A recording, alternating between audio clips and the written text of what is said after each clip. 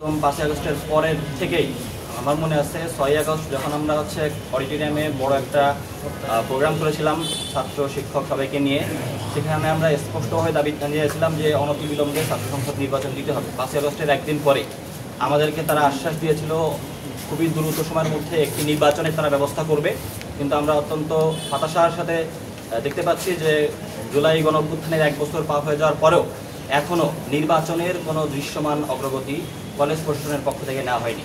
আমরা অনেক ধরনের কর্মসূচি পালন করেছি, আমরা প্রতিবাদ কর্মসূচি করেছি, আমরা ছাত্র সমাবেশ করেছি, আমরা মানববন্ধন করেছি, আমরা স্মারকলিপি দিয়েছি, আমরা মাওসি ডিজির সাথে আলোচনা করেছি। প্রত্যেকটা জায়গায় আমাদেরকে প্রশাসনের কাছে গেলে মাওসি দেখানো হয়, মাওসি গেলে মন্ত্রণালয় দেখানো হয়, সেখানে গেলে আমাদেরকে আইন দেখানো হয়। এই যে মানে চক্র আকারে ঘোরানো হচ্ছে, আমরা মনে করি যে এটা প্রশাসন ইচ্ছাকৃতভাবে একটি বিশেষ মহলকে সুযোগ সুবিধা দেওয়ার জন্য তারা এই কাজটি করছে বলে আমরা বিশ্বাস করি। এবং আমরা আমাদের ছাত্র সংসদ আন্দোলন ঢাকা কলেজের পক্ষ থেকে অনতিবিলম্বে ঢাকা কলেজে ছাত্র সংসদ নির্বাচন দেওয়ার দাবি জানাচ্ছি।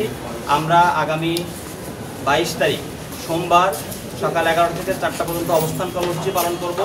ঢাকা কলেজ প্রশাসন যদি দৃশ্যমান কোনো উদ্যোগ না নেয়, তাহলে পরবর্তীতে যদি এই আন্দোলনকে ঘিরে ছাত্র সংসদ নির্বাচনকে ঘিরে কোনো অনাকাঙ্ক্ষিত পরিস্থিতির সৃষ্টি হয়, এই দায়ভার সম্পূর্ণ প্রশাসনকে নিতে হবে।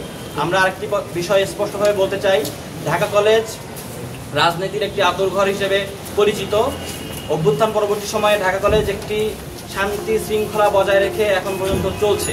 এখানে কোনো ধরনের রাজনৈতিক সংঘাত নেই, কোনো ধরনের অস্থিতিশীল পরিবেশ কিন্তু এখনো তৈরি হয়নি। আমরা দেখেছি ঢাকা ইউনিভার্সিটি, জাহাঙ্গীরনগর ইউনিভার্সিটিতে মার্ডারের মতো ঘটনা ঘটেছে, ঢাকা কলেজে কিন্তু সেই ধরনের কোনো ধরনের ঘটনা ঘটেনি। এখানে প্রত্যেকটা স্টেক হোল্ডারের মধ্যে, প্রত্যেকটা ছাত্র সংগঠন, সামাজিক সাংস্কৃতিক সংগঠনের মধ্যে একটি সৌহার্দ্যপূর্ণ সম্পর্ক রয়েছে।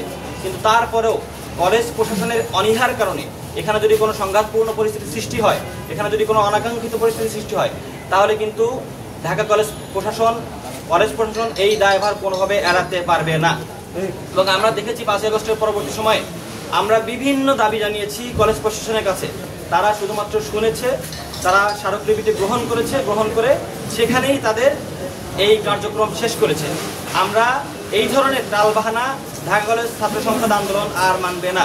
অনতিবিলম্বে ছাত্র সংসদ নির্বাচন দিতে হবে, এটা ছাত্রদের প্রাণের দাবি, এটা ছাত্রদের যৌক্তিক দাবি এবং গণঅভ্যুত্থানের আকাঙ্ক্ষার প্রতিফলন ঘটবে ছাত্র সংসদ নির্বাচনের মধ্য দিয়ে। এবং নির্বাচিত প্রতিনিধিরা ঢাকা কলেজের ছাত্রদের যেই ধরনের সংকট রয়েছে, যে ধরনের তাদের আকাঙ্ক্ষা দাবি দেওয়া রয়েছে, তাদের যে বিভিন্ন ধরনের সমস্যা রয়েছে, এই সমস্যার সমাধান করবে ছাত্র সংসদের নির্বাচিত প্রতিনিধিরা।